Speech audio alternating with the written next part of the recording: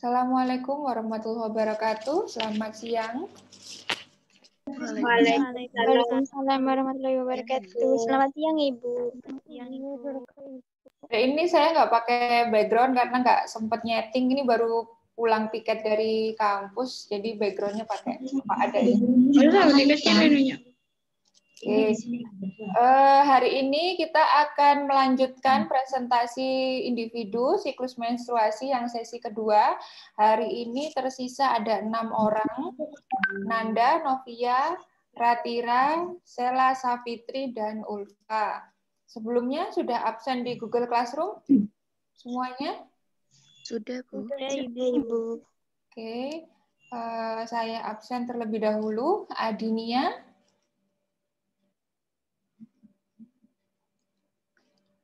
Apakah sudah ada? Proses join. Bentar. Oke, Amelia? Hadir, Ibu. Oke. Fahmi Dia Zumala? Hadir, Ibu. Ya, Firda? Hadir, Ibu. Irvina? Ayam. Hadir, Ibu. Ya, Irwanti?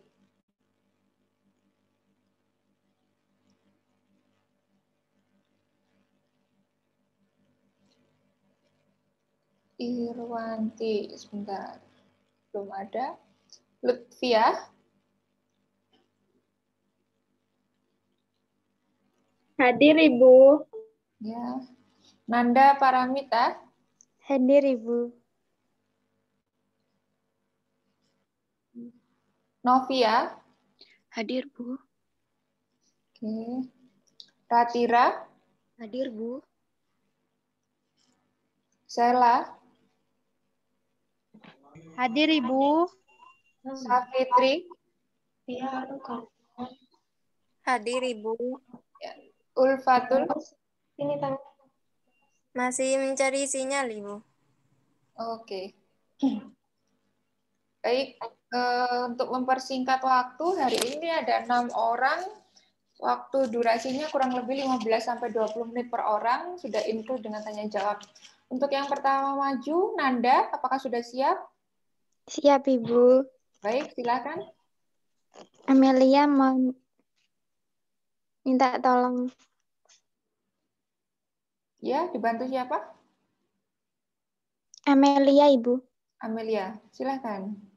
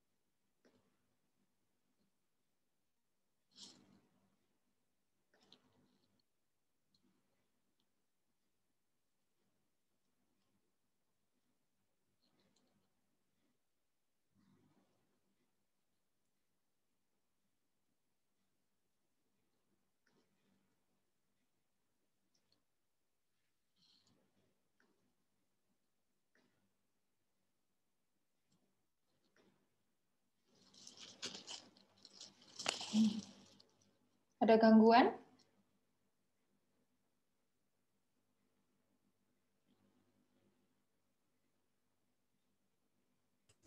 Belum terlihat, Ibu. Oke.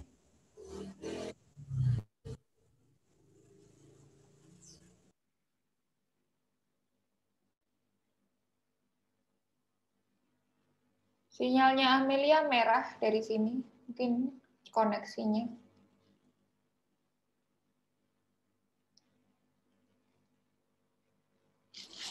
Apa?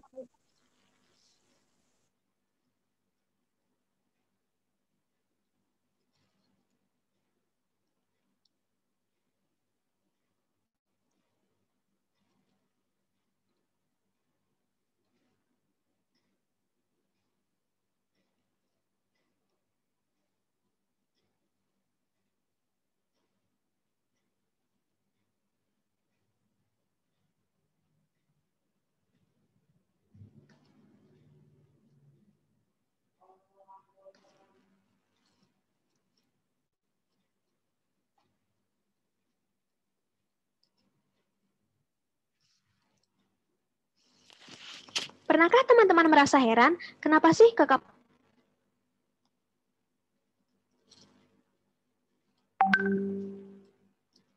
Nanda, oke. Coba bantu ya.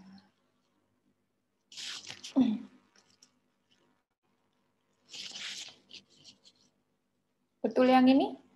Videonya? Sebentar.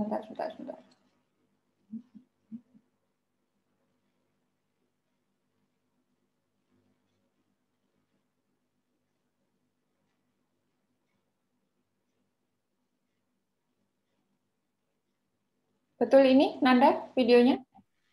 Pernahkah teman-teman merasa heran, kenapa sih kakak perempuan atau pacar tiba-tiba marah, tiba-tiba gambar ketawa sendiri? Kenapa? Ya, langsung yang gambar? Iya, yang gambar itu.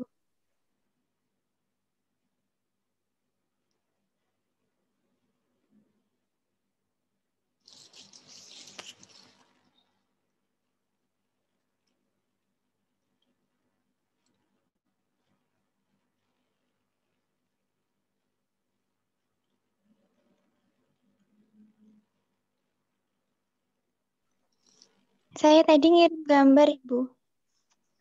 Oh, kenapa? Nge-share gambar? Iya, di GC, Ibu. Sebentar.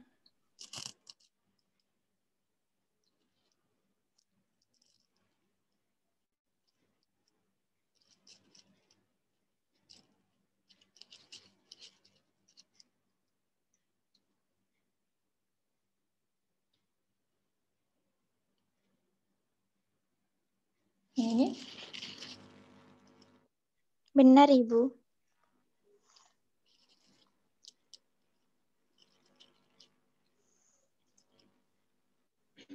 Apakah bisa dilihat dengan jelas? Kurang besar ya tampilannya?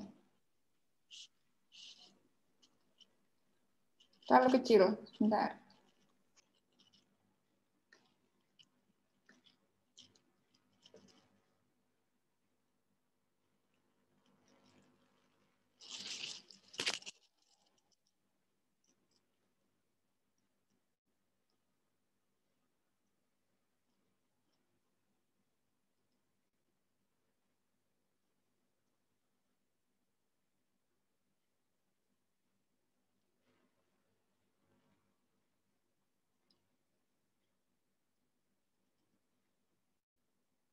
Oke, silakan. Assalamualaikum warahmatullahi wabarakatuh. Waalaikumsalam warahmatullahi Waalaikumsalam warahmatullahi wabarakatuh. Saya akan mempresentasikan siklus menstruasi. Ini adalah gambar siklus menstruasi. Ada 3 bagian dalam siklus menstruasi. Yang bagian bawah kiri merupakan bagian lapisan dinding rahim atau endometrium. Dan atasnya adalah grafik dari hormon yang berperan dalam siklus menstruasi, yaitu hormon FSH, LH, estrogen, progesteron. Dan yang bagian atasnya lagi merupakan perkembangan dari folikel dalam ovarium. Siklus menstruasi ada 3 bagian, yaitu 1. Fase menstruasi. Pada fase menstruasi, dinding rahim meluru bersama ovum, tidak dibuahi, dan mengeluarkan darah bersama sel-sel yang menyusun dinding rahim. Selama menstruasi yang berlangsung beberapa hari, hormon FSH memicu berkembangnya folikel dalam ovarium. 2.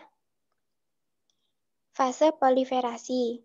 Pada fase ini, hormon estrogen dan progesteron dihasilkan oleh folikel yang mulai berkembang dan hormon ini memicu dinding rahim menebal. Dinding rahim menebal untuk mempersiapkan melekatnya embrio apabila terjadi fertilisasi. Selain itu, hormon estrogen juga memicu kelenjar pituitari untuk menghasilkan FSH dan LH. Peningkatan LH menyebabkan ovulasi atau pengeluaran sel telur dari folikel yang telah matang. Yang ketiga yaitu fase sekretori. Folikel yang telah melepaskan. Berarti pada periode yang barusan disebutkan tadi, bagaimana kadar dari estrogen dan progesteron? Meningkat, Ibu. Meningkat. Fungsinya untuk? Fungsinya untuk Lebih tinggi mana estrogen dan progesteron? Sama-sama meningkat, tapi yang lebih tinggi adalah estrogen atau progesteron? progesteron, Ibu. Sesuai dengan grafik ini? Estrogen. Oke, silakan dilanjut. Yang ketiga, fase sekretori. Folikel yang telah melepaskan sel telur akan berubah menjadi korpus luteum. Jika sel telur yang telah diovulasi tidak dibuahi oleh sel sperma, maka korpus luteum tidak akan memproduksi hormon estrogen dan progesteron lagi. Sehingga pada fase ini jumlah hormon progesteron dan estrogen menjadi rendah. Rendahnya hormon estrogen dan progesteron menyebabkan menstruasi. Korpus luteum yang tidak dibuahi oleh sperma akan menjadi korpus albikan. Korpus luteum yang tidak dibuahi sperma. Apakah korpus luteum dibuahi sperma? Korpus luteum yang tidak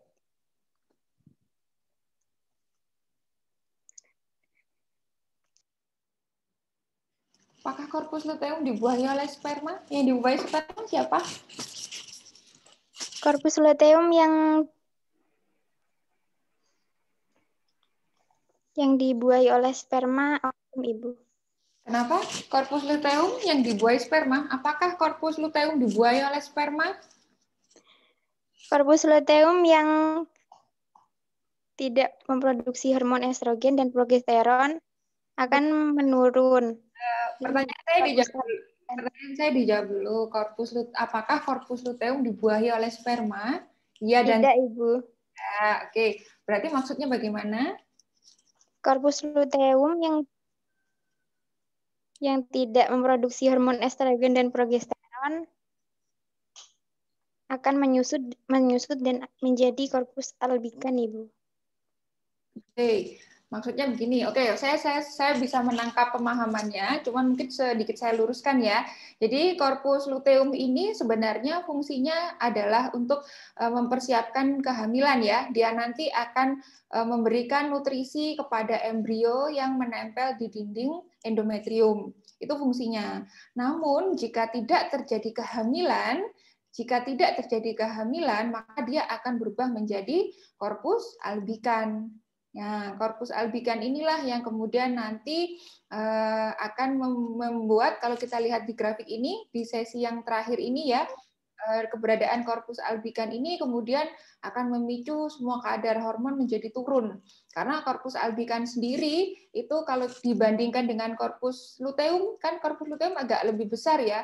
Dia kalau korpus albikan itu posisinya akan lebih kecil, akan mengkerut, akan mengkisut, dan nanti akhirnya akan luruh bersama dengan darah menstruasi. Nah, perubahan inilah yang kemudian diikuti dengan semua kadar hormon menjadi rendah.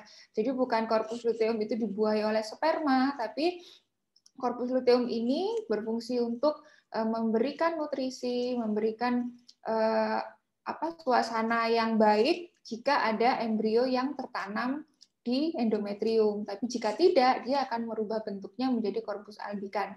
Akan mengicil, akan mengisut menjadi korpus albikan. Begitu ya, bisa dipahami? Baik, Ibu. Ya, ini bukan dibuahi oleh sperma ya, korpus luteum ini. Korpus luteum ini kan sebenarnya dia adalah tadinya tuh folikel, tadinya yang merah ini ya. Merah kemudian kehilangan ovum, karena ovumnya sedang ketemuan sama sperma. Nah, ini yang merah ada kuningnya ini, ketika dia sudah kehilangan ovum, dia akan berubah bentuk menjadi korpus luteum. Nah, kalau ovum dia tugasnya ketemu sama sperma. Kalau korpus luteum ini enggak. Dia tidak akan pernah ketemu dengan sperma. Dia hanya berubah bentuk. Dia merupakan perubahan bentuk dari folikel ini. Yang tadinya semula dia bertugas sebagai babysitter mengasuh ovum, tapi karena yang diasuh sudah lepas, dia berubah bentuk untuk memiliki kemampuan mensekresi hormon-hormon yang dibutuhkan ketika seorang wanita menjadi hamil.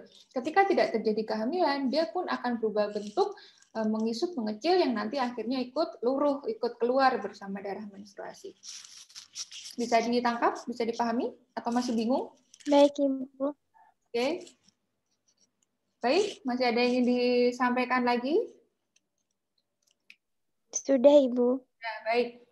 Kenapa pada pertengahan siklus ini hormon LH melonjak? Tujuannya untuk apa? Hormon LH melonjak karena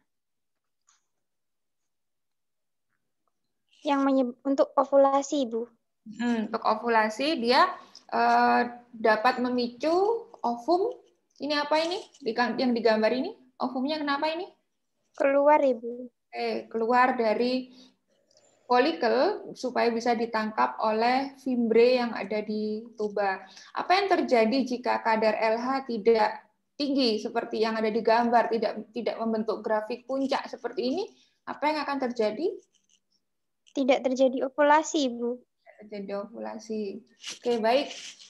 Dari teman-temannya yang lain, silakan jika ada yang ingin bertanya. Apakah ada yang ingin ditanyakan? 1 atau 2 pertanyaan, saya persilakan.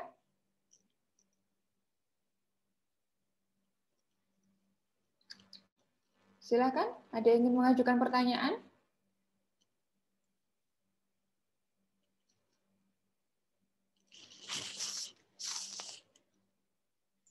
Izin bertanya, Nanda. Baik, Adinia. Bagaimana cara menghadapi dysmenorrhea? Izin menjawab.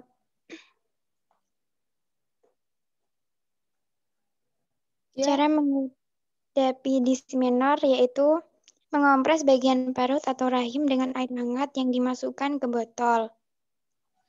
Olahraga untuk menjaga keseimbangan hormon dan aliran darah. Dan istirahat yang cukup. Bagaimana, Adinia?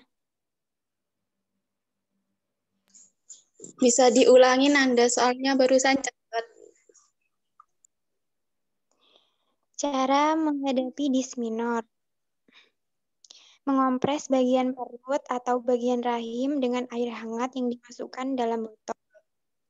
Yang kedua, olahraga untuk menjaga keseimbangan hormon dan aliran darah. Yang ketiga, istirahat yang cukup. Bagaimana, Dinia? Posisi tidur yang disarankan ketika terjadi dysmenor, masih ingat? Posisi tidur yang disarankan, kaki lebih tinggi daripada kepala, Ibu. Itu kan untuk orang pingsan, kalau kaki lebih tinggi daripada kepala. Kalau untuk dysmenor, ada yang ingat? Mohon maaf, Ibu, apakah menaruh bantal pada perut? Ibu? Ya, betul. Jadi tengkurap, meletakkan bantal di sekitar uterus ya, di daerah yang biasanya terasa nyeri itu, sedangkan kepala kita nggak usah pakai bantal. Jadi memang yang akan lebih tinggi posisinya adalah di daerah yang nyeri itu, gunanya untuk memberikan tekanan, untuk memberikan fiksasi sehingga dapat mengurangi rasa nyeri. Gitu ya. Jadi bukan kakinya ditinggikan. Kalau kaki ditinggikan itu posisi tidur. Kalau kita menemukan orang yang lagi pingsan, terus kita berusaha ingin menyadarkan dia, itu kakinya ditinggikan. Kakinya ditinggikan supaya aliran darahnya mengalir ke kepala, ke otak. Tapi kalau untuk dysmenor itu diganjel di bagian perutnya, di bagian perut bawah, dekatnya uterus, di rahim. Gitu ya. Baik, Ibu. Baik, kita lanjut kalau begitu. Next, Novia, silahkan.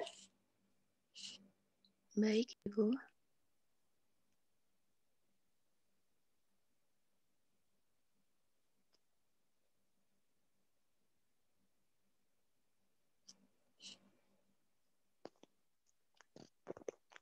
Apakah sudah terlihat, Bu, rekan-rekan? Silahkan. Sudah, Novia.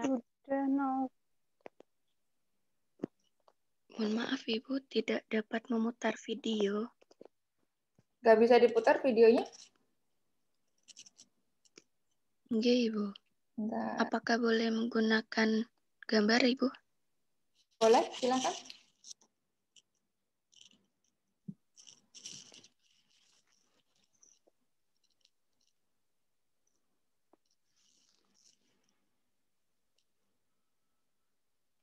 Apakah terlihat jelas, Ibu, rekan-rekan? Ya, silakan. Jelas, Novia. Baik, Assalamualaikum warahmatullahi wabarakatuh. Waalaikumsalam warahmatullahi wabarakatuh. Waalaikumsalam warahmatullahi wabarakatuh. Di sini terdapat siklus menstruasi. Yang bagian atas yaitu adalah temperatur atau yang bisa disebut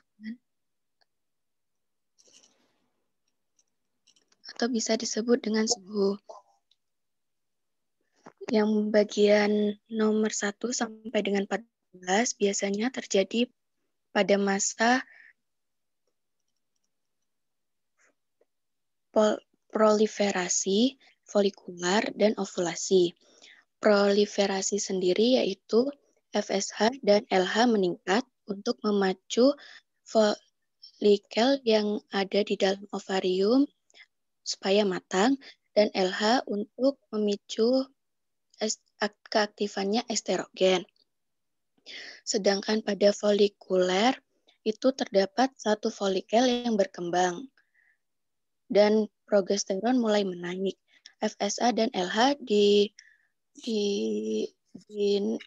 diturunkan agar tidak terjadinya pematangan ovum yang berlebihan.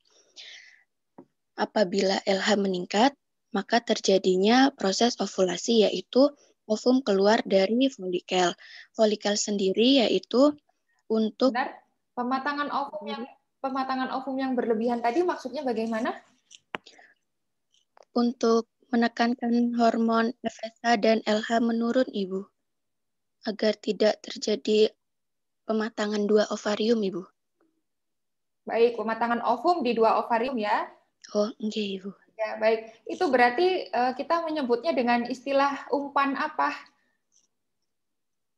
Estrogennya punya efek, kan kemarin ada dua umpan, ada umpan positif, ada umpan negatif. Kalau yang barusan dibilang tadi berarti umpan apa namanya? Menekan supaya FSH-nya tidak naik terus. Itu apa namanya? Apakah umpan positif enggak, Ibu? Ya, betul. Silakan lanjut. Baik, Ibu. Apabila folikel sudah mengeluarkan ovum untuk terjadinya ovulasi, maka folikel akan membentuk hormon yaitu kolagen. Kolagen sendiri untuk melindungi ovarium berjalan ke tuba falopi. Dan pada saat di tuba falopi, bukan ovarium ya, melindungi ovum. Ovarium kan tempatnya. Enggak, yuk. Ya, oke. Silakan lanjut. Apabila ovum telah berjalan di tuba falopi akan bertemu dengan sel sperma. Dan apabila tidak bertemu dengan sel sperma, folikel akan berubah atau menyusut menjadi corpus luteum. Dan corpus luteum akan apoptosis atau yang biasa disebut dengan mati yang secara sengaja dan baik untuk siklus, yaitu akan berubah menjadi corpus albicans, yaitu proses menyusutannya. Dan di sini hormon progesteron dan estrogen akan kembali turun dan hormon progesteron akan meningkat untuk memicu terjadinya kehamilan. Dan apabila tidak dibuahi, penebalan dinding endometrium akan terjadi, dan apabila tidak dibuahi, maka peluruhan endometrium beserta dengan ovum akan terjadi, dan inilah yang disebut dengan siklus menstruasi. Itu tadi progesteronnya menjadi naik tujuannya untuk proses pembuahan kepada kehamilan, gitu. Saya koreksi sedikit. Progesteron di sini tujuannya naik. Kalau progesteron itu apa yang perlu diingat? Dia kalau kita istilahkan, mungkin saya beberapa kali mengibaratkan progesteron ini seperti pasukan perdamaian ya. Dia bekerjanya sebenarnya di dinding endometrium, sehingga dinding endometrium itu sifatnya akan mau untuk ditempeli oleh embrio. Ya, dinding endometrium akan bersedia ditempeli oleh embrio, dia tidak akan menolak. Dia tidak akan menjadi agresif, tidak menganggap itu benda asing.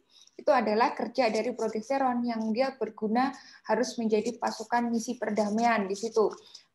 Kalau tidak ada progesteron, dinding endometrium itu bisa menolak dari kehadiran embrio yang mau nempel seperti itu. Nah, di lain sisi, endometrium akan menjadi tebal, ibarat dia tempat tidur akan menjadi empuk. Nah, itu tugas dari progesteron. Makanya kenapa di sini progesteronnya menjadi tinggi. Kalau pembuahan bukan karena progesteronnya, pembuahan tadi kan karena adanya LH yang meningkat, estrogen yang meningkat, itu yang akan membuat memicu terjadinya ovulasi, menjadi ovum itu menjadi matang. Nah, kemudian tergantung dari apakah kemudian periode bertemu dengan sperma itu tepat atau tidak, itu baru terjadi pembuahan. Nah, progesteron ada atau tidak ada pembuahan, dia akan bekerja seperti yang saya sampaikan tadi, mempersiapkan endometrium. Dia bekerjanya di endometrium, menyiapkan tempat kalau misalnya memang terjadi pembuahan, tempat yang akan didatangi oleh embrio ini sudah siap, tidak menolak, mampu menerima, mampu ditempeli, dan juga menjadi tebal. Itulah kenapa, karena dia tebal, ketika tidak terjadi fertilisasi, tidak ada pembuahan, di situ banyak pembuluh darah yang tebal tadi itu akhirnya luruh. Jadilah darahnya bancar, darahnya banyak banget waktu haid hari pertama atau awal-awal haid. Itu adalah kerja dari progesteron. Begitu? Baik, Ibu. Oke, silakan dilanjut. Mohon maaf, Ibu, telah selesai. Oke, baik, dari teman ada yang ingin bertanya, silakan. Izin bertanya, Novia. Baik, Firda, dipersilahkan.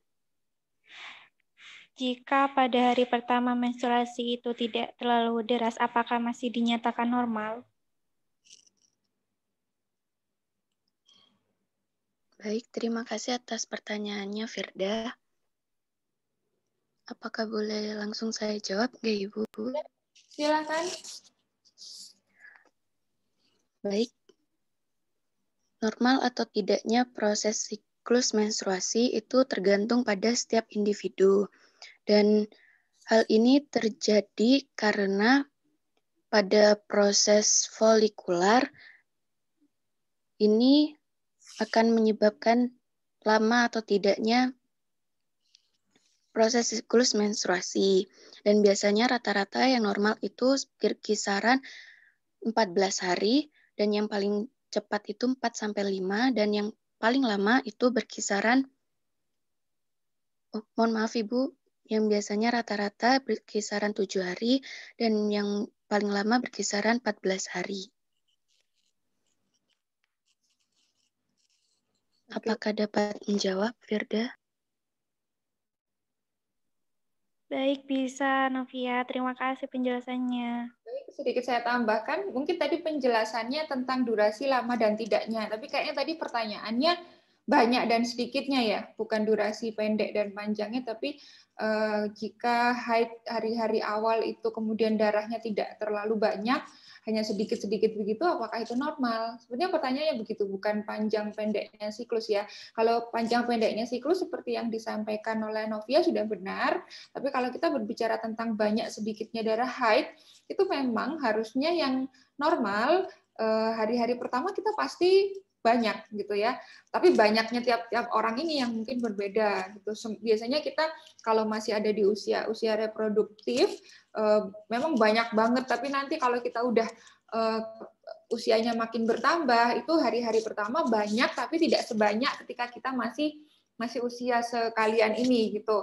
Jadi wanita-wanita seusia kepala 4 itu sudah tidak, hari-hari pertama haidnya itu tidak sebanyak usia yang masih belasan seperti kalian. Nah, tapi yang perlu dibuat sebagai catatan, walaupun tiap orang itu memiliki banyak sedikitnya darah haid itu berbeda-beda, tetapi kecenderungan tiap orang itu hari-hari awal haid itu biasanya pasti akan lebih banyak daripada haid yang sudah pertengahan atau bahkan menjelang akhir. Jika kemudian darahnya tidak terlalu banyak, kemarin kita ada ya salah satu kelainan haid itu yang kita sebut dengan ngeflek, flek-flek saja, jadi darah tidak keluar banjar. Nah, itu termasuk salah satu yang masuk dalam kelainan haid gitu. Berarti ada sesuatu di kandungan hormon di dalam tubuhnya yang dia terganggu, mungkin karena faktor penggunaan alat kontrasepsi, KB, bisa karena dia itu lagi stres, lagi capek banget, itu bisa, atau ada penyakit di kandungan itu bisa menyebabkan darah haidnya yang harusnya banyak menjadi berkurang, menjadi sedikit gitu. Itu perlu menjadi suatu kewaspadaan, walaupun tidak selalu mengarah kepada penyakit. Kembali lagi ya, karena pusat hormon itu ada di kepala. Ketika kita lelah, ketika kita depresi, ketika kita sedih, ketika mendapatkan permasalahan yang dipikir berat banget, itu pasti akan dapat berefek ke menstruasi. Tadi contohnya harusnya mensnya bancar, deres, menjadi lebih sedikit. Nah, itu bisa. Itu kuncinya adalah pada kerja hormon yang mengalami gangguan. Begitu? Bisa diterima? Oke. Bisa, Ibu. Novia, satu pertanyaan lagi. Tadi kan kita udah ngomongin masalah umpan positif. Kalau umpan negatif berarti yang bagaimana?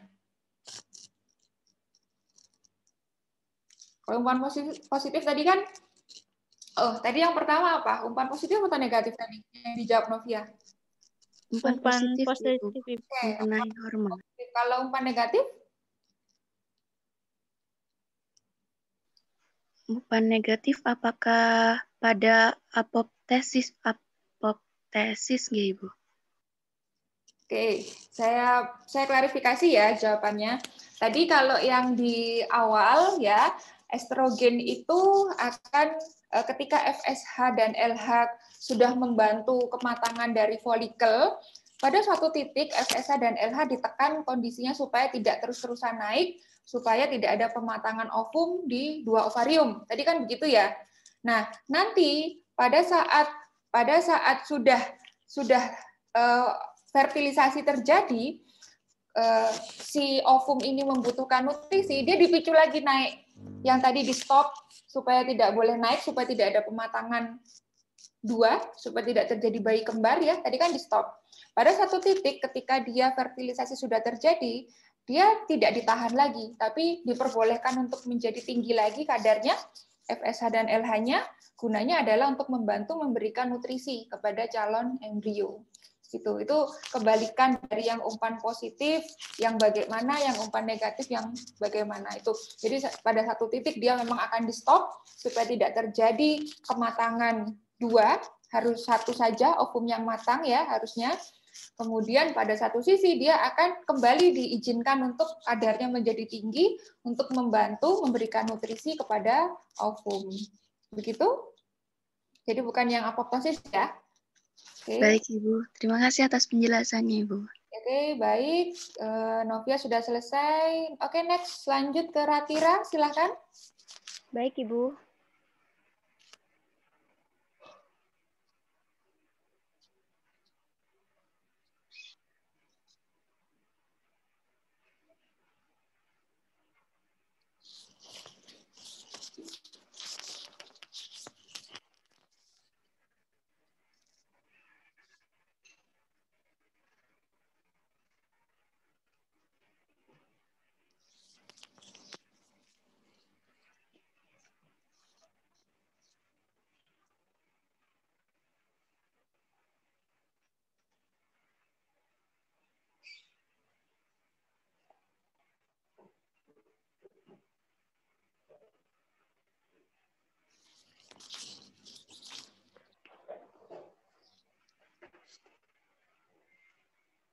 Baik, Ibu, sudah terlihat. Ya, silakan. Assalamualaikum warahmatullahi wabarakatuh. Waalaikumsalam warahmatullahi wabarakatuh. Waalaikumsalam warahmatullahi wabarakatuh. Di sini saya akan mempresentasikan siklus menstruasi. Menstruasi merupakan proses pelepasan dinding rahim atau endometrium yang disertai dengan perdarahan. Perdarahan terjadi karena endometrium memiliki banyak pembuluh darah. Endometrium dipersiapkan untuk menerima perlekatan embrio. Jika tidak terjadi pembuahan atau fertilisasi, maka lapisan ini akan luruh. Proses ini terjadi secara berulang setiap bulan kecuali pada saat kehamilan. Berikut adalah contoh diagram siklus menstruasi normal, yaitu 28 hari. Yang basal body temperature adalah mengukur suhu tubuh, perubahan suhu tubuh seorang wanita pada hari pertama sampai ke 28 pada siklus menstruasi. Hormon level. Ini adalah gambaran dari hormon yang terjadi pada saat siklus haid. Terdapat hormon FSH yang berwarna biru, hormon LH yang berwarna pink, estrogen yang berwarna abu-abu, hormon progesteron yang berwarna ungu. Ini adalah gambaran naik turunnya hormon pada tubuh seorang wanita pada hari pertama sampai ke 28. Ovarium cycle atau siklus ovarium yang terjadi di ovarium. Kemudian uterine cycle atau siklus yang ada di uterus atau kondisi yang terjadi di uterus. Pada hari pertama, pada start suhu tubuh masih normal. Semua hormon juga dalam kondisi normal. Ovumnya juga belum matang dan pada uterus terjadi haid. Jadi, pada saat di uterus ini terjadi haid, semua fase yang ada masih dalam kondisi diam. Fokusnya ada pada uterus karena uterus masih menyelesaikan peluruhan dinding rahim atau dinding endometrium. Selanjutnya, yang terjadi 7 hari kemudian, ketika haid sudah pada hari ke-7, setelah darahnya berhenti, masuklah pada fase proliferatif. Apa yang terjadi pada fase ini? Dinding yang tadinya tipis kemudian akan menebal, itu yang terjadi di uterus atau rahim. Dinding tersebut mulai menyusun dirinya untuk membentuk menjadi tebal lagi. Di saat yang bersamaan, apa yang terjadi?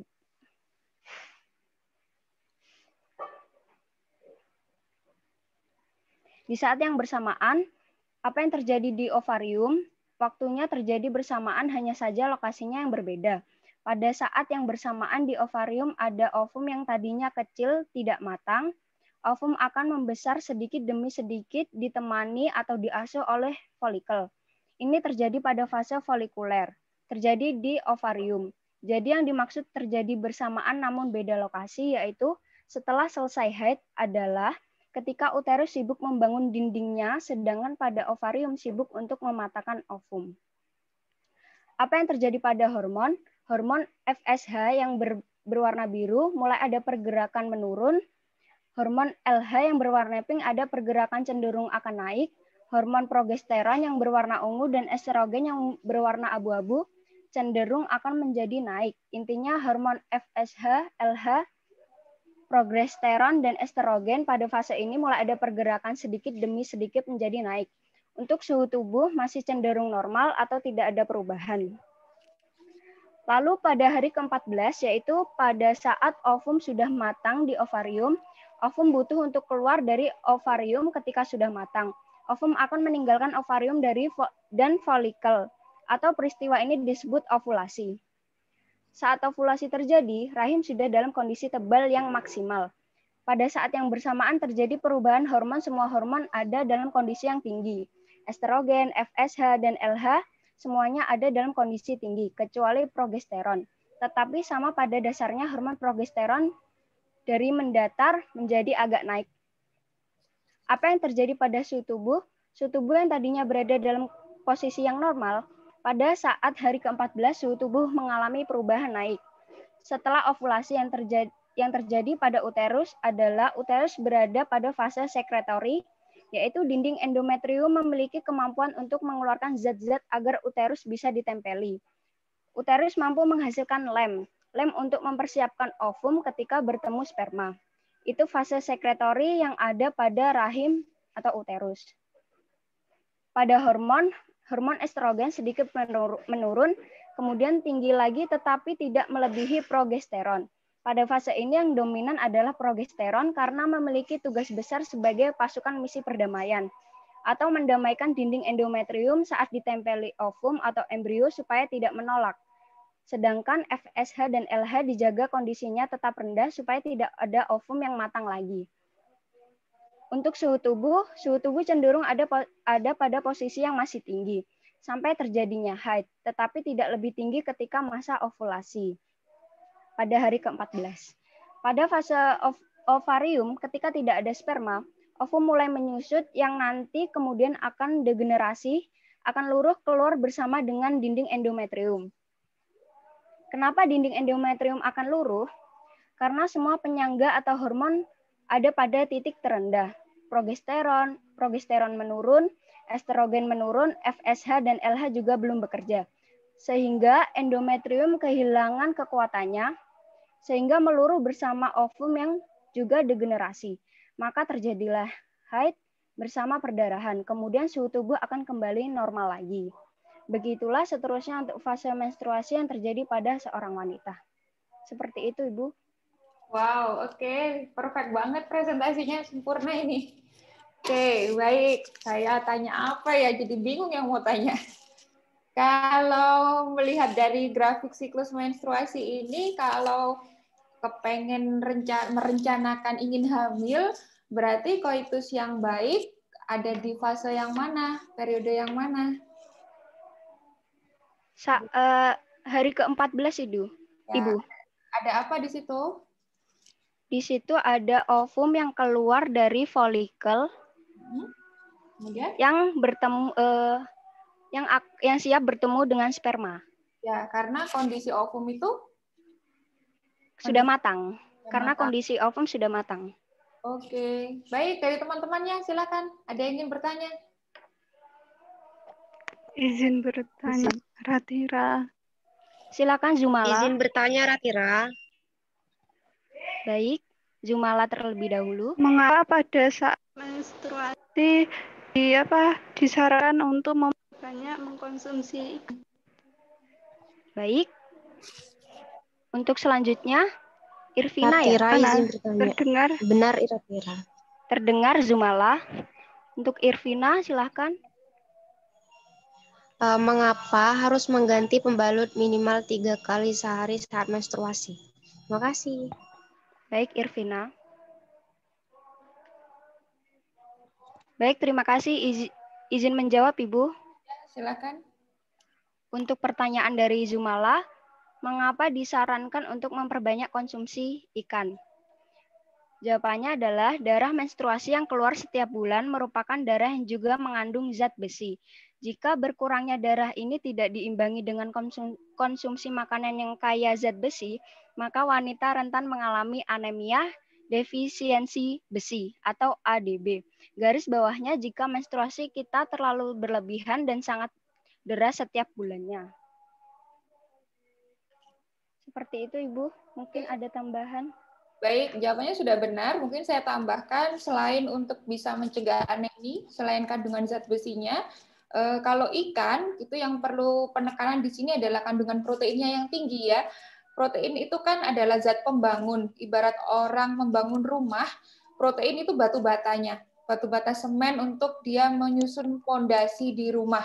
Nah, tadi kan endometrium luruh ya, luruh dindingnya menjadi rapuh, menjadi luruh, keluar berupa darah menstruasi. Nah, ketika kemudian darah menstruasinya sudah selesai, dia kan bertugas untuk membangun lagi dinding endometriumnya, dibuat pulih lagi. Nah, untuk menyusun dinding endometrium itu menjadi pulih supaya dia kembali seperti semula, itu salah satu material pokoknya, zat pembangunnya, batu bata semennya itu berasal dari protein.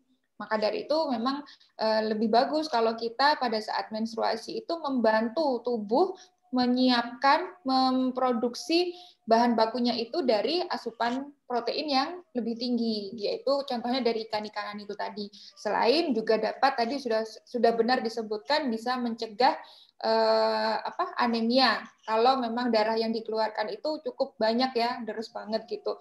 Cuman selain dari protein, kita ini sih nggak cuman kemudian konsentrasinya hanya di ikan saja ya, tetap harus diimbangi dengan serat, nutrisi, vitamin, minum ya, itu tetap harus diimbangi, bukan terus kemudian hanya ikan saja, tidak, tapi mungkin konsumsi ikan dipertinggi, bukan hanya ikan ya, protein, kalau misal alergi ikan ya yang lain, sumber protein yang lain, tujuannya itu tadi sebagai bahan pembangun, karena di dalam tubuh kita ada yang sedang luruh, yang nanti harus dipulihkan, harus dibangun ulang.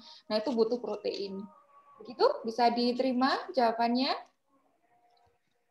Baik, bisa Ibu. Terima kasih. Baik Ibu, terima kasih atas tambahannya. Kemudian saya akan menjawab pertanyaan dari Irvina. Mengapa harus mengganti pembalut minimal 3 kali sehari? Efek buruk yang bisa muncul jika jarang mengganti pembalut adalah ruam kulit. Hal ini terjadi karena pembalut sudah terlalu banyak menampung darah, sudah lama dipakai dan menimbulkan gesekan dengan paha. Selain itu, jarang mengganti pembalut akan menimbulkan bau dan infeksi bakteri dari darah mens. Sementara waktu yang disarankan untuk mengganti pembalut adalah setiap 4-6 jam pemakaian. Artinya dalam sehari sebaiknya mengganti pembalut sebanyak 4-6 kali. Seperti itu, Ibu. Ya, oke. Baik, jawabannya sudah benar ya. Memang demikian, yang disarankan adalah mengganti pembalut itu ya sesering mungkin ya, tidak menunggu dia full apalagi sampai bocor. Tidak demikian, karena memang itu adalah dalam rangka untuk menjaga kebersihan. Kita tahu sendiri bahwa darah menstruasi itu tentunya banyak mengandung kuman di situ, banyak mengandung yang sudah tidak dibutuhkan oleh tubuh, yang memang dia harus dikeluarkan.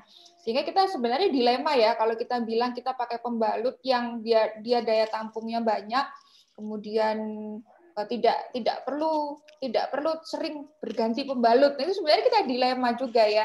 Dalam kondisi tertentu, misalnya kita lagi ada di tempat umum, lagi ada naik kereta atau naik travel lama, nggak deket sama kamar mandi, oke lah kita pakai yang seperti itu. Tapi setidaknya kalau kita memang memungkinkan untuk mengganti pembalut sesering mungkin, ya nggak perlu pakai pembalut yang begitu tebalnya, begitu panjangnya, sehingga tidak perlu bolak-balik ganti ke kamar mandi. Itu sebenarnya slogan yang harus disikapi dengan bijak ya, karena di lain sisi ketika kita tidak sering mengganti, itu kuman akan bersarang di situ. Kuman bisa bersarang di situ, dan kalau cuma sekedar mengiritasi yang di luar sih oke ya. Kalau yang dikhawatirkan tuh dia bisa masuk ke dalam, kumannya naik ke dalam. Jadi bukan cuma hanya di sekitar kulit paha, bukan hanya sekitar di vulvanya saja di bagian luar, tapi pada kondisi yang betul-betul dia jorok banget, kondisi imunnya juga rendah, dia itu bisa naik sehingga bisa menyebabkan infeksi di organ reproduksi bagian dalam. Nah, bisa seperti itu, dan terutama memang bisa menyebabkan bau gitu. Bisa menyebabkan bau, celana dalamnya nggak dibuka aja, kita duduk sebelahan aja kadang udah aromanya sampai kecium. Nah, itu kan sikap-sikap yang enggak banget deh kalau buat bidan ya, harus dijaga kebersihannya, nggak cuma wajahnya yang kelihatan cantik, tetapi sesuatu yang ada di dalam kita juga harus menjaganya tetap bersih, tetap nggak harus wangi, bukan terus kemudian malah dikasih parfum, tidak, tapi dijaga kebersihannya salah satunya ketika haid ya memang harus sering diganti. Seperti itu. Terima kasih, Ibu. Baik, Ibu, terima kasih. Sekian presentasi dari saya. Wassalamualaikum warahmatullahi wabarakatuh. Terima kasih, Bu. Waalaikumsalam warahmatullahi wabarakatuh. Good.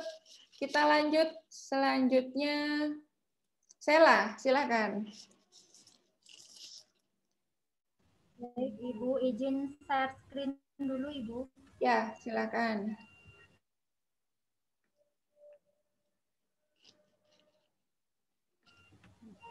Ibu, saya izin mematikan kamera, Ibu, karena koneksinya cukup. Oke, silakan.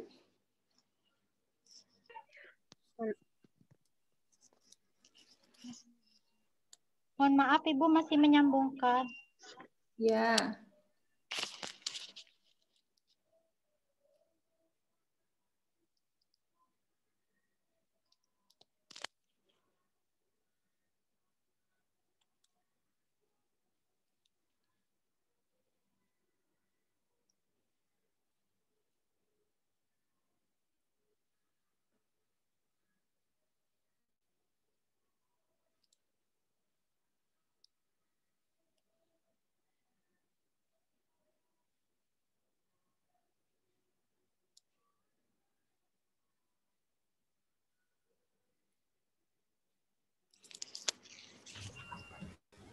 Apakah sudah terlihat, Ibu? Ya, silakan.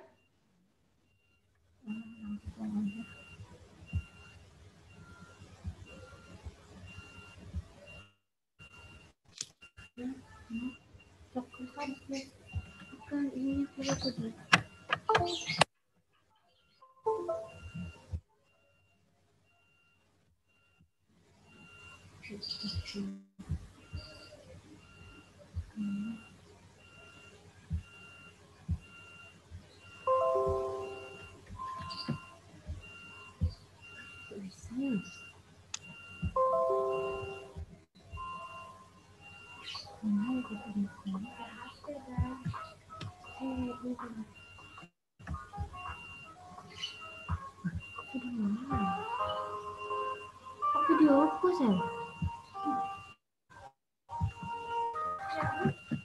Yang ini videonya betul? Videonya ini? Sudah, Ibu, baru bisa, Ibu. Ini videonya betul?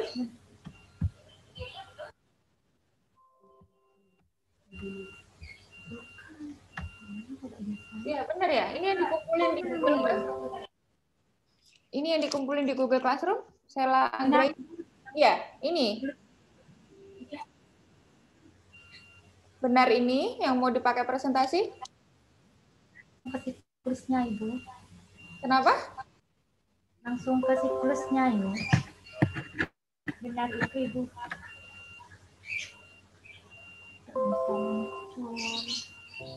Bagi kamu perempuan tentunya sudah. Nah, terus Ibu. Dan perkembangan uterus pada organ gaya menstruasinya terjadi selama. Langsung yang ada gambarnya. Yang mana? Ini. Silakan.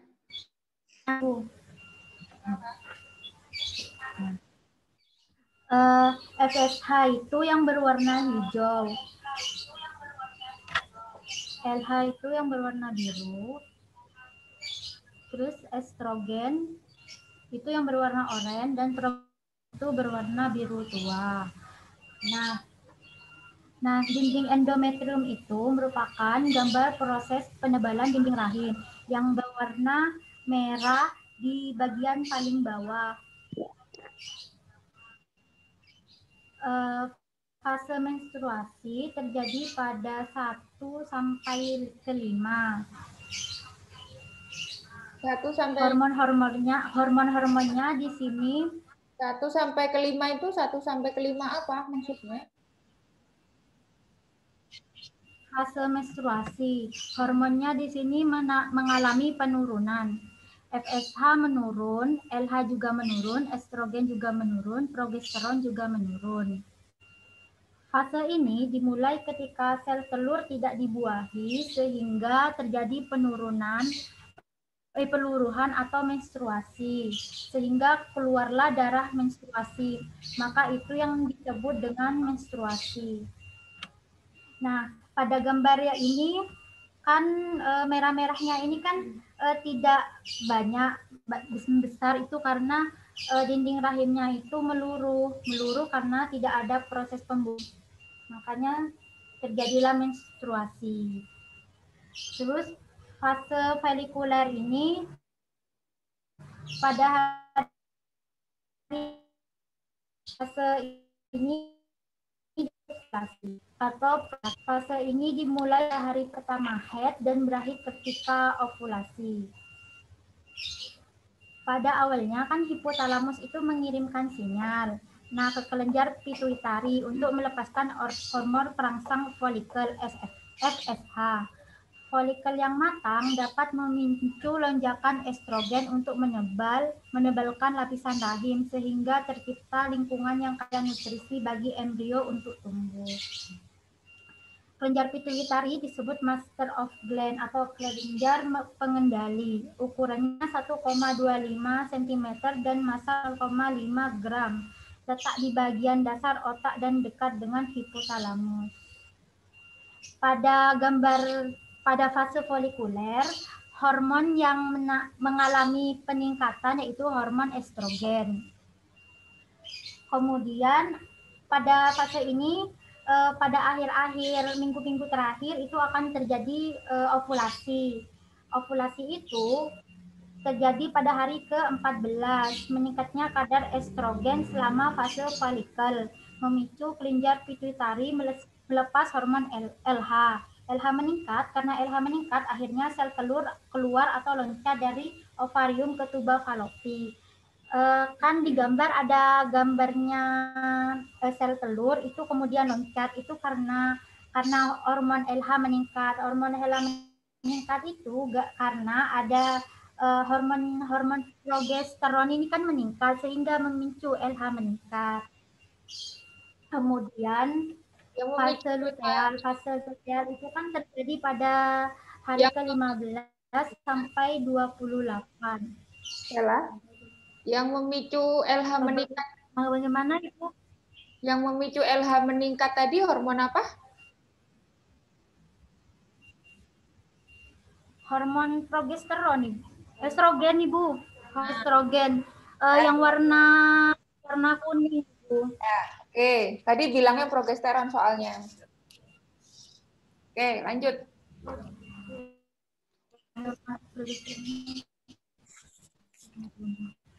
Kemudian fase luteal. Fase luteal itu kan terjadi pada hari ke-15 sampai 28. Nah, fase pasca ovulasi. Kenapa kok disebut fase pasca ovulasi? Karena itu kan setelah ovulasi. Setelah ovulasi yang hari ke-14 itu, makanya dinamakan fase sebelum pasca ovulasi. Nah, fase pasca ovulasi ini dinamakan kan sekretorik setelah folikel melepaskan sel telurnya. Dan itu menjadi corpus luteum. Nah, yang gambar 15 sampai 28 di bawahnya itu kan kayak ada kayak kembang gitu, tapi masih bundaran tertutup. Tetapi itu namanya corpus luteum. Nah, corpus luteum ini dapat melepaskan hormon terutama progesteron sama estrogen. Meningkat maka itu akan membuat lapisan rahim menebal agar siap ditanami sel telur yang telah dibuahi. Jika tidak terjadi pembuahan, estrogen dan progesteron menurun yang membuat menstruasi. Jadi semua hormon-hormonnya ini menurun semuanya karena akan terjadi menstruasi. Maka itu yang membuat menstruasi. Oke. Karena sel telur tidak dibuahi oleh sel sperma. Oke. Dan corpus luteum berubah menjadi corpus albikan, Ibu. Karena tidak dibuahi, corpus albikan. Oke. Baik, saya mau tanya apa ya? Oh, makin ke belakang ini ya, makin banyak yang paham. Ibu senang deh kalau misal pemahamannya menjadi baik seperti ini. Jadi bingung yang mau bertanya. Temennya dulu deh, silakan. Kalau ada yang ingin bertanya. Izin bertanya, Ibu. Izin bertanya, Sela.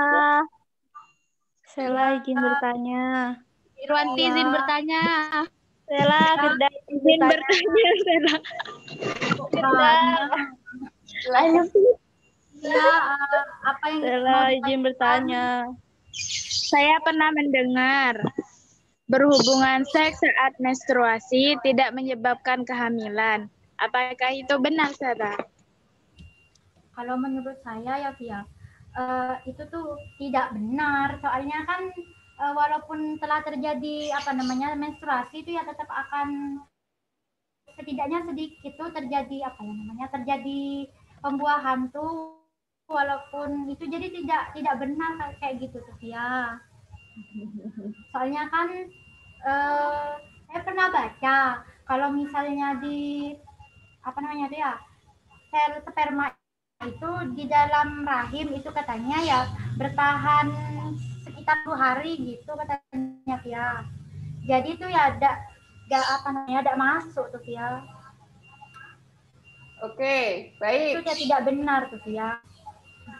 Baik, saya tambahkan. Jawabannya sudah hampir benar. Jadi, coba kita lihat siklus menstruasi ini ya. Siklus menstruasi kan ada yang di depan ini ya. Apakah suara saya bisa didengar jelas? Bisa, Ibu. Oke. Sebentar. Oke, kita lihat ya, siklus menstruasi. Terjadinya menstruasi itu kan yang ada di bagian awal ini ya, ini terjadi menstruasi. Nah, bagaimana ketika terjadi menstruasi seperti ini, kemudian ada sperma datang, ya? Padahal ini nanti matangnya baru di periode yang ini ya.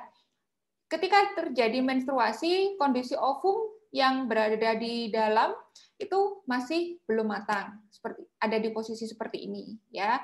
Tapi perlu digarisbawahi, menstruasinya itu melakukan koitusnya itu pada saat menstruasi hari keberapa. Kalau melakukan koitusnya itu adalah menstruasi masih di awal-awal sini, oke, boleh kita bilang itu tidak beresiko menjadi hamil. Tetapi jika kemudian melakukan koitusnya ada pada periode menstruasi yang dia udah mau selesai, Ya, kita kan sebenarnya tidak pernah betul-betul tahu kita itu selesainya apakah di hari ke-7 atau ada di hari ke-5. Itu sebenarnya tidak pernah betul-betul tahu. Kalau di teori memang kita anggap hari ke-7 lah kita selesai. Tapi pada kenyataannya ada yang selesai di hari ke-5, ada yang selesai di hari ke-4, atau mungkin memanjang selesai di hari ke-9 dan lain sebagainya. Nah, ketika kemudian melakukan koitusnya itu ada pada fase siklus menstruasi, keluar darahnya itu sudah hampir di akhir, ya, seperti yang tadi disampaikan, sperma itu usianya 2 hari. Nah, ketika sperma masih ngendon di sini posisi 2 hari itu tadi, kalau dia menjadi matangnya tidak membutuhkan waktu yang lama, ya, ovum yang kemudian bergerak menjadi berkembang sampai dia menjadi matang ini ternyata membutuhkan waktu yang singkat, ya, padahal sperma udah nungguin, berarti kan sperma ready, sperma siap, maka bisa terjadi kehamilan. Seperti itu. Jadi kalau melakukan koitusnya itu ada pada fase menstruasi yang sudah hampir di akhir, sudah hampir selesai, itu masih bisa terjadi peluang kehamilan. Tapi kalau melakukannya memang pada saat menstruasi di awal-awal, ya, itu memang biasanya tidak akan terjadi kehamilan.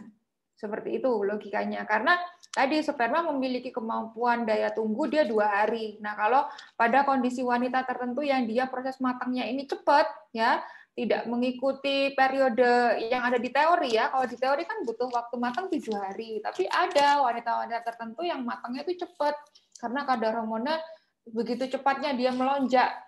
Nah, sehingga terjadi ovulasinya lebih cepat. Nah, ketika sudah terjadi ovulasi, sperma sudah dalam kondisi standby, sudah dalam kondisi ready, sehingga ovum tidak perlu menunggu.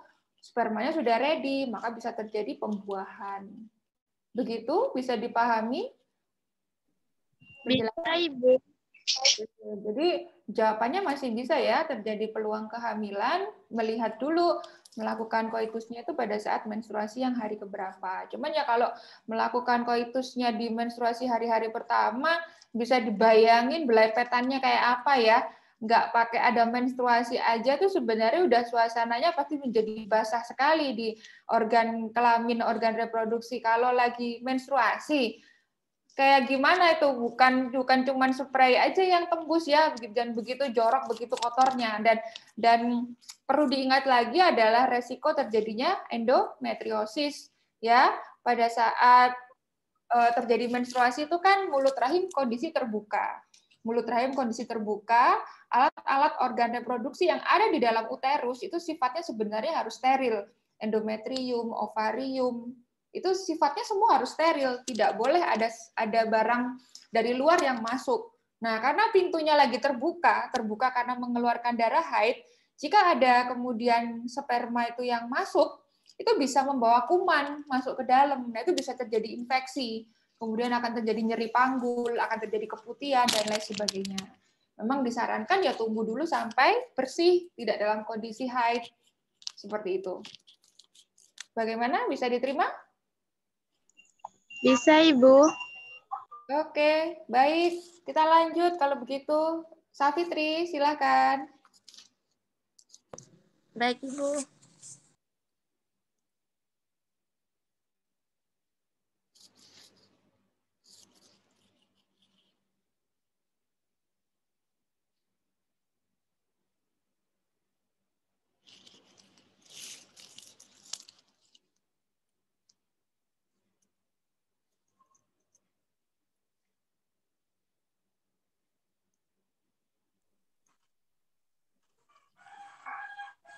Assalamualaikum warahmatullahi wabarakatuh. Waalaikumsalam. Waalaikumsalam warahmatullahi wabarakatuh. Saya akan menjelaskan siklus menstruasi. Apakah bisa di landscape ya? Kecil banget. Enggak, Bu. Menggunakan HP saya, Bu. Oke, baik.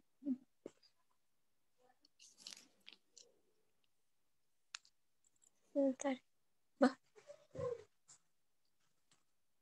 Apakah terlihat, Ibu? Ya, terlihat. Tapi agak kecil sih. Ya udah, nggak apa-apa deh. Baik, siklus menstruasi itu keluarnya darah dari alat reproduksi di luar wanita, yaitu vagina. Nah, darah yang keluar itu adalah endometrium yang sudah terbentuk sedikit demi sedikit sehingga menghasilkannya ovum. Kemudian nanti meluruh karena ovum atau sel telur tidak dibuahi oleh sel sperma. Gimana endometrium menghasilkan ovum? Enggak, Ibu. Endometrium menghasilkan ovum, benar? Ovum produksinya di mana? Pabriknya ovum di mana?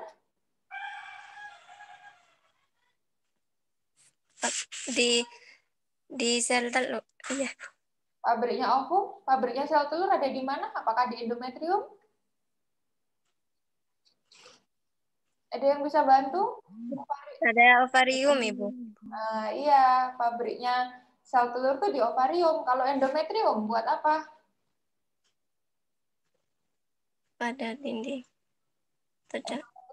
Endometrium ini tempat melekatnya ya, tempat melekatnya ovum jika dia dibuahi, tempat terjadinya kehamilan, ya. Oke.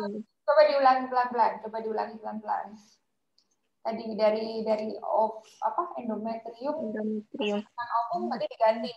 Apa yang menghasilkan ovum? Coba pelan-pelan.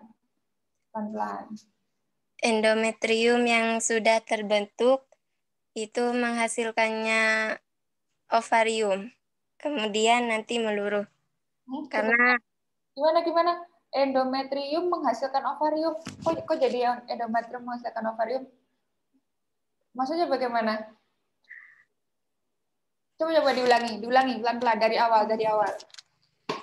Bentar, Ibu. Ya. Itu.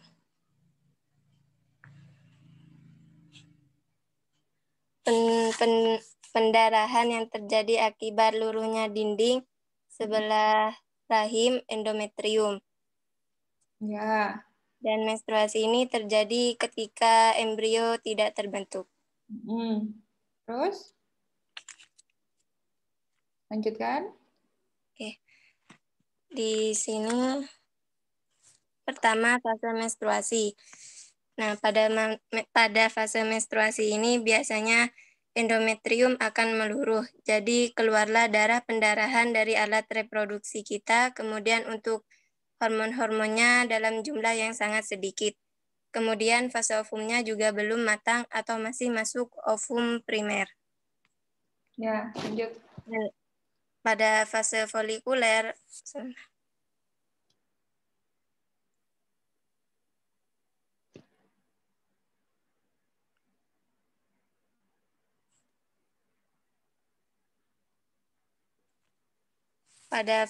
pada fase folikuler ini, endometriumnya yang bawah ini mulai menebal kembali. Jadi kalau di titik di sini endometriumnya sudah hilang mengelupas dan di hormonnya itu mulai terdapat follicle stimulating hormone atau FSH yang dihasilkan oleh hipofisis anterior. Hormon FSH ini akan merangsang folikel dan folikel itu adalah tempat untuk menyimpan ovum yang terdapat pada ovarium. Jadi FSH ini akan merangsang folikel sehingga folikel akan menghasilkan ovum. Jadi pada fase folikuler atau proliferasi ini endometrium menebal diakibatkan karena terbentuknya hormon FSH. Nanti hormon FSH akan merangsang pengeluaran hormon estrogen. Hormon estrogen ini akan dikeluarkan oleh folikel yang telah dirangsang oleh hormon FSH. Hormon estrogen juga berguna untuk menyiapkan rahim bagi janin, yaitu dengan cara membentuk endometrium, sehingga endometriumnya ini lebih tebal. Selanjutnya, ovulasi. Jadi, ovum tertera gambar tunjuknya itu. Jadi, ovumnya itu mulai pecah, sehingga mengeluarkan ovum dan sebelum ovulasi terjadi pada hormonnya estrogen itu mulai menurun, tapi masih ada. Kemudian FSH akan terhentikan karena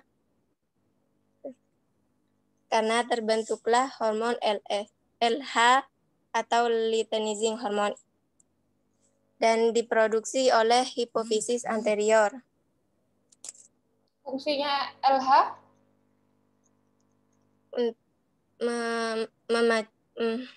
Memacu ovulasi dan sekresi progesteron, Ibu.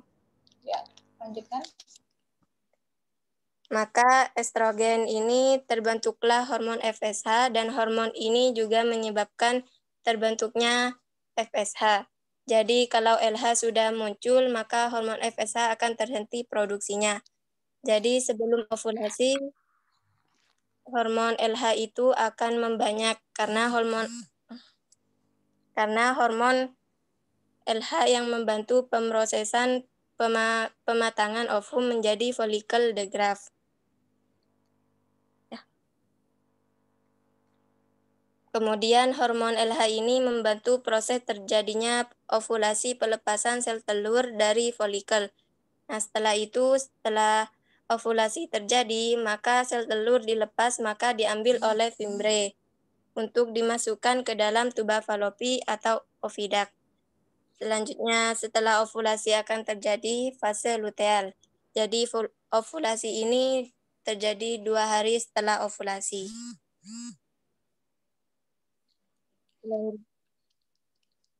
Selanjutnya fase luteal.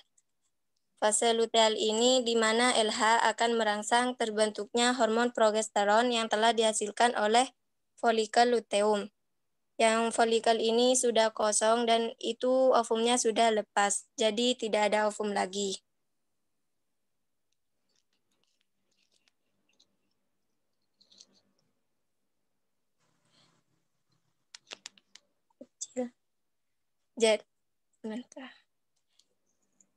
Jadi hormon yang membantu estrogen ini untuk membentuk dinding rahim untuk mempersiapkan janin di rahim, sehingga endometrium akan semakin menebal.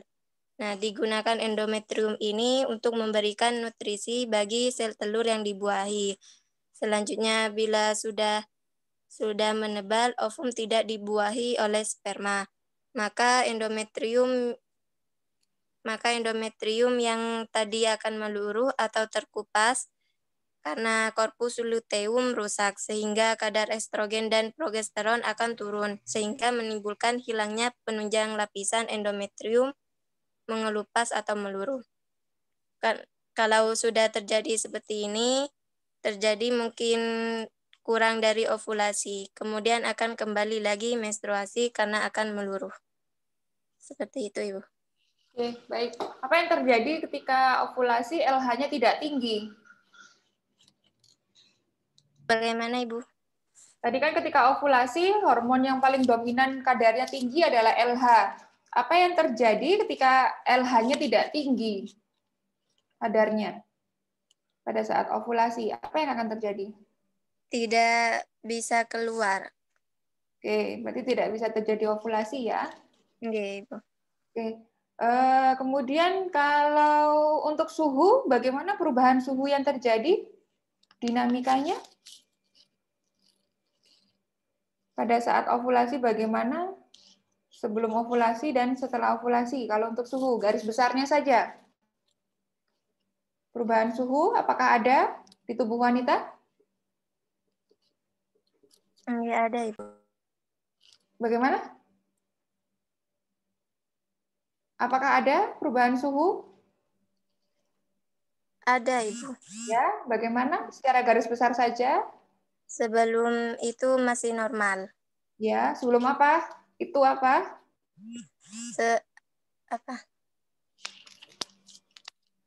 Apa ya? Sebelum apa? Masih normal tadi sebelum apa?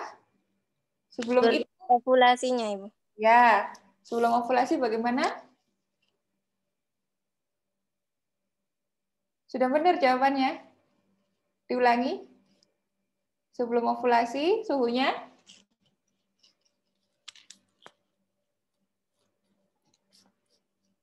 Suhunya bagaimana? Masih mute? Sebelum itu normal. Kemudian pada saat ovulasi, bagaimana? Sesudah itu sudah mulai tinggi. Ketika ovulasi bagaimana? Suhunya? mencapai? Ketika ovulasi suhunya bagaimana? Sama seperti hormon. Ketika ovulasi itu masih normal dan setelah sesudah itu menurun. Ketika ovulasi suhu berada paling tinggi, ya sama seperti hormon. Suhu pun juga ada di titik yang paling tinggi. Kalau tadi ada temennya yang menerangkan grafik suhu, mungkin akan dilihat suhu berada dalam posisi yang paling tinggi ketika terjadi ovulasi. Kemudian setelah terjadinya ovulasi, biasanya masih tetap tinggi, tapi akan ada sedikit penurunan. Tapi tetap paling puncak itu adalah pada saat ovulasi, sehingga perempuan pada saat masa subur, suhu tubuhnya akan sedikit naik. Gitu. Seperti itu ya. Ingat-ingat ya, belajar lagi ya. Baik, Ibu. Terima kasih. Silakan, dari teman-temannya ada yang ingin bertanya? Mungkin satu pertanyaan, silakan. Izin bertanya, Fitri. Ya, silakan, Novia. Apa yang terjadi apabila FSH dan LH pada saat setelah ovulasi meningkat?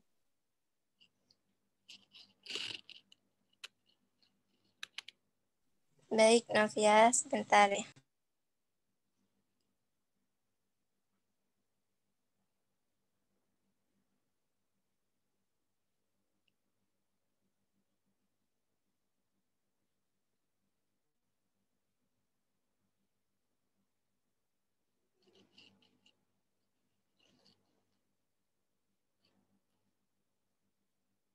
Bagaimana, Novia? Pertanyaannya. Apa yang terjadi apabila hormon FSH dan LH meningkat setelah terjadinya ovulasi?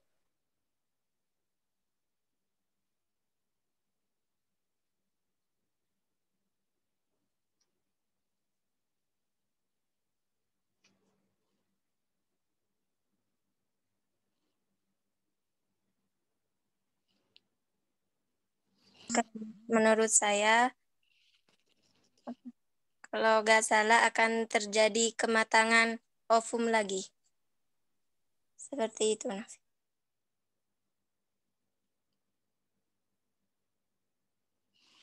Baik, terima kasih Fitri. Oke, pada dasarnya setelah terjadinya ovulasi, kadar FSH dan LH itu akan cenderung menjadi turun. Ya, tadi sudah disebutkan kalau misalnya dia berada dalam kondisi yang tinggi, itu bisa kalau ada ovum di ovarium yang di sebelahnya ada yang dia mulai berkembang, dia dapat terstimulasi menjadi matang. Namun di satu sisi, kalau FSH dan LH ini kadarnya bisa menjadi tinggi, dia bisa mengganggu dari kerja progesteron. Pada saat setelah ovulasi itu hormon yang berperan dominan itu sebenarnya adalah progesteron dibandingkan estrogen, FSH dan LH, yang paling dominan dia adalah progesteron. Nah, kalau FSH dan LH tiba-tiba menjadi tinggi, dia dapat mengganggu dari kerja progesteron. Sehingga tadi kan progesteron kan pasukan misi perdamaian ya, dia harus membuat dinding itu menjadi tebal, kemudian menjadi mampu menerima embrio yang menempel. Nah, itu bisa terganggu kerjanya. Sehingga kita bisa menjumpai pada kehamilan-kehamilan muda, masih telat usia kehamilan 3 minggu, 4 minggu, ketika embrio baru pertama-tama kali nempel, itu kadang ada perempuan itu yang mengalami flek, sehingga dia rancu, mengira itu adalah datang bulan, mengira itu adalah haid, padahal itu dia hanya flek, tapi posisi hamil. Nah, itu adalah karena kondisi FSH dan LH yang tinggi, yang harusnya rendah dia tinggi. Sehingga dia akan mengganggu kerja dari progesteron. Itu yang terjadi. Maka sebenarnya pada step itu FSH dan LH memang harus dijaga tetap rendah. Caranya ya macam-macam, bisa dibantu dengan pengobatan hormonal kalau memang itu sumbernya karena stres, karena psikis, ya yang harus diperbaiki adalah pola ini, manajemen stresnya. Karena semuanya itu yang mengatur kembali lagi adalah di hipotalamus hipofisis yang letaknya ada di otak. Begitu? Bisa diterima jawabannya? Baik, terima kasih atas penjelasannya, Ibu. Oke, baik. Kita terakhir, Ulfa, silakan. Baik, Ibu.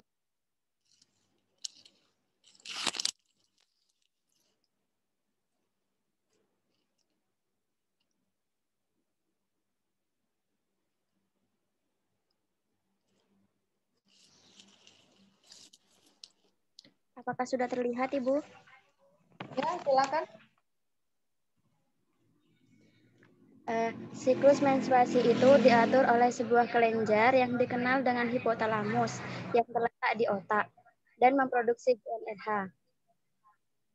Nah, hormon GnRH ini berpengaruh terhadap produksi hormon-hormon lain untuk kematangan sel telur. Jadi pada grafik tersebut, di siklus ovumnya itu masih kecil dan belum matang. Hormonnya itu masih normal, sehingga menyebabkan peluruhan di dinding rahim dan menyebabkan menstruasi. Nah, pada fase ini, hormon FSH dan LH dibantu dengan hormon estrogen itu membantu pematangan sel telur selanjutnya. Jadi pada fase menstruasi itu terjadi peluruhan dan terjadinya menstruasi. Selanjutnya pada fase praovulasi. Di situ ovum sudah terlihat bertambah besar, sudah akan mengalami kematangan. Nah, yang mengasuh ovum sampai matang itu adalah folikel. Ketika ovum sudah mulai membesar, maka hormon FSH, LH itu mengalami sedikit penurunan, sedangkan estrogen mengalami kenaikan. Nah, seiring dengan naiknya hormon estrogen, dinding rahim itu mengalami penebalan. Nah, penebalan tersebut terus naik hingga ke tahap maksimal. Selanjutnya pada fase ovulasi. Di situ ovumnya itu sudah matang. Nah, hormon estrogen itu menurun.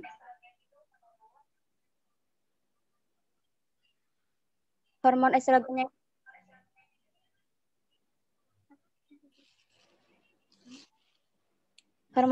itu menurun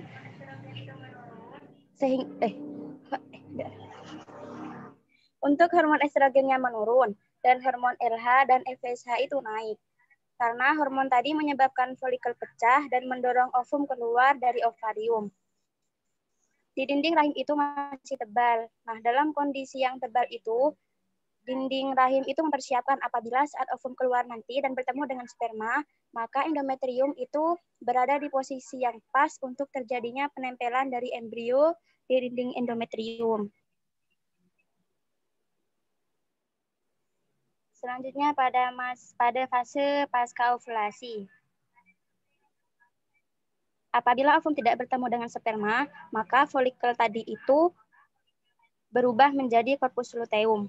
Nah, jika corpus luteum tidak terjadi kehamilan, maka corpus luteum akan berubah menjadi corpus albicans. Mengapa demikian? Karena semua hormon estrogen, progesteron, FSH, dan LH itu mengalami penurunan, sehingga corpus luteum akan mengecil, dan jadilah corpus albicans. Nah, pada saat itulah dinding endometrium terjadi rapuh dan terjadi menstruasi kembali. Oke. Pada siklus menstruasi kita mengenal istilah fase sekretori. Pada saat kapan fase sekretori itu ada?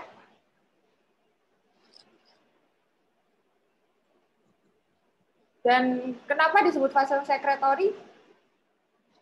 Masih ingat? Silakan.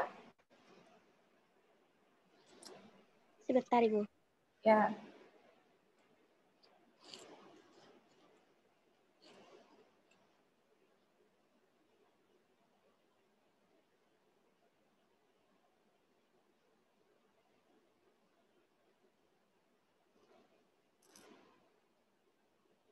Fase sekretori, nggih, Bu? Ya, betul. Fase sekretori itu adalah fase setelah ovulasi. Ya, tujuannya kenapa disebut fase sekretori? Berasal dari kata dasar sekresi. Sekresi itu kan artinya mengeluarkan sesuatu zat. Kenapa disebut fase sekretori? Karena apa? Itu, Bu, mengeluarkan ovum tadi. Ada jawaban yang lain mungkin? Kalau mengeluarkan ovum tadi kan ketika ovulasi, yang kemudian mendorong ovum adalah LH, ya, membuat dia mampu meloncat dari dalam folikel kemudian ditangkap oleh fimbre di tuba. Kalau fase sekretori kan setelahnya itu. Ada yang tahu? Izin menjawab, Ibu. Ya, silakan. Dinding endometrium memiliki kemampuan untuk mengeluarkan zat-zat agar uterus bisa ditempeli. Uterus mampu menghasilkan lem untuk mempersiapkan ovum ketika bertemu sperma. Itu adalah fase sekretori yang ada pada rahim atau uterus. Ya, baik. Jawabannya seperti itu ya. Jadi fase sekretori itu, jadi endometrium dia memiliki kemampuan untuk mengeluarkan zat-zat tertentu yang nanti fungsinya adalah tadi seperti lem, supaya kalau ada embrio nempel itu bisa lengket. Itu kenapa disebut fase sekretori, karena dia mengeluarkan zat-zat tertentu yang fungsinya tadi, yang tadinya kalau tidak terjadi kehamilan dia nggak mengeluarkan zat itu, ketika dia mempersiapkan kehamilan maka akan bersifat sekretori, bersifat mengeluarkan zat-zat yang kalau kita gampang mengingatnya adalah sifatnya seperti lem, supaya bisa ditempeli oleh embrio. Begitu, bisa dipahami Ulfa? Bisa, Ibu.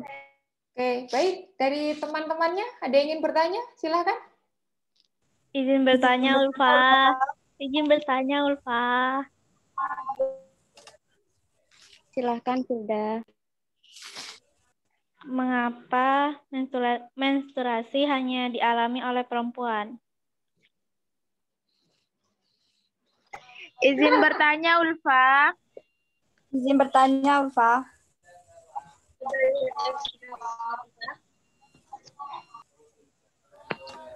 Mohon maaf, Firda, tadi pertanyaannya bagaimana? Mengapa menstruasi hanya terjadi pada perempuan?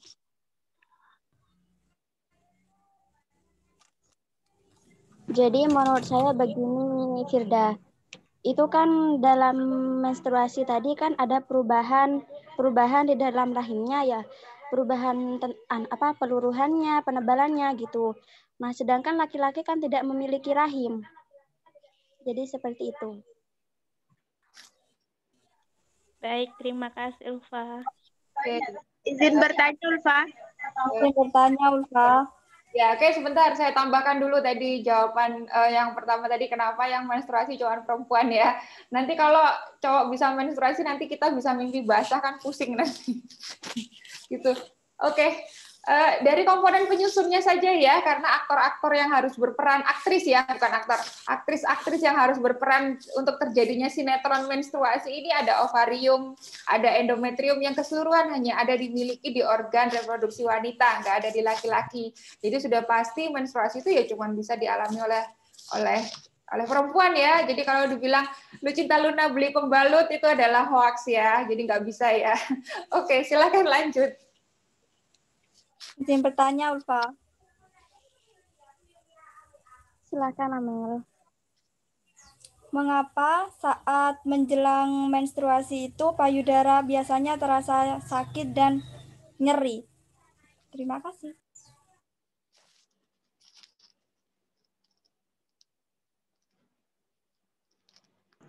Baik, Amel.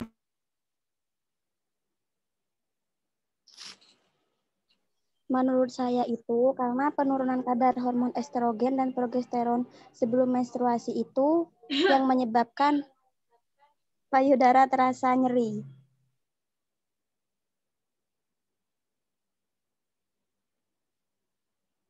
Oke.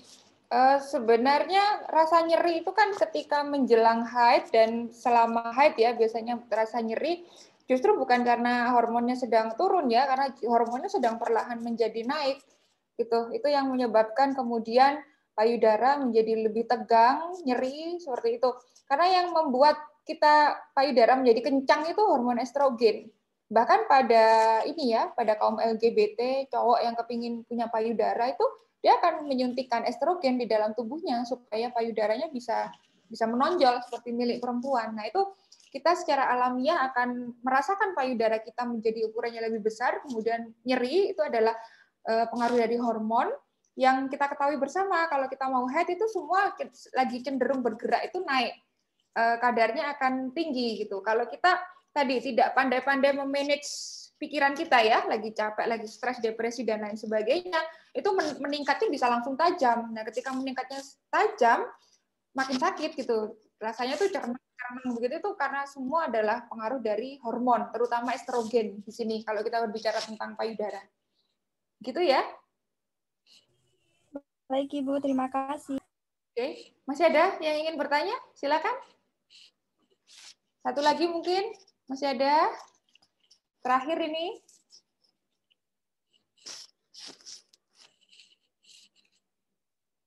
Tidak ada. Baik. 14 orang. 14 kurangi 12.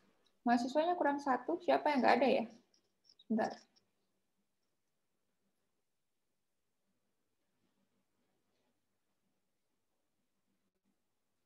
Mohon maaf, Bu, Selen Irvina itu satu akun, Ibu. Soalnya di HP-nya Sela, Ibu. Oke, lagi join berdua. Ya, stay safe ya. Tetap pakai masker harusnya. Baik. Ayo, nggak pakai masker. Oke, baik. Kalau sudah tidak ada pertanyaan, Ibu apresiasi untuk semangat kuliahnya hari ini. Semoga dengan presentasi individu ini tidak merasa berat ya, tapi terpicu untuk, oh saya akhirnya paham. Yang tadinya saya nggak ngerti baca grafik itu kayak gimana, saya sekarang paham. Kalau misalnya ada yang masih bingung, berarti memang butuh membaca lagi. Dan itu kembali lagi semoga menjadi penyemangat ya, bukan kemudian putus asa, wah kok susah sih, enggak ya, karena kita semua di sini tahapnya belajar. Kalau ada yang belum dimengerti, boleh bertanya, mumpung statusnya masih mahasiswa, mumpung masih bisa bertanya sebanyak-banyaknya, silahkan di forum Google Classroom akan selalu terbuka. Kalau Ibu ada kesempatan, pasti akan saya jawab, monggo kalau mau diskusi di Google Classroom. Baik, untuk biologi dasar, topik menstruasi sudah selesai ya. Yang responsif dengan Bu Farah, apakah sudah? Yang anatomi belum, fisiologi? Ibu. Oh, belum, Ibu. Belum. Oke, belum. Nggak apa-apa, mungkin ditunggu aja, beliaunya sedang sibuk. Nanti kalau misalnya di anatomi fisiologi ditanya siklus menstruasi, berarti udah bisa jawab ya, udah nggak ada alasan, Bu, belum diajarin gitu ya. Benar, Ibu. Benar, Ibu. Benar, Ibu. Oke, kita biologi dasar kurang 1 kali pertemuan lagi nanti hari Rabu. Untuk tugasnya, deadline-nya adalah besok, sesuai yang sudah Ibu sampaikan di Google Classroom tadi. Untuk penugasan, ada yang ingin ditanyakan? Untuk yang hari Rabu? Sudah clear? Jelas? Sudah paham, Ibu. Jelas, Ibu. Oke, baik. Kalau sudah tidak ada pertanyaan lagi, presentasi sudah selesai, kita bisa akhiri kuliah hari ini. Stay safe semuanya, tetap jaga kesehatan. Kita ketemu lagi. Ibu akhiri sampai di sini. Assalamualaikum warahmatullahi wabarakatuh dan selamat sore. Waalaikumsalam warahmatullahi wabarakatuh. Selamat sore. Terima kasih, Ibu. Terima kasih, Ibu. Terima kasih, Ibu.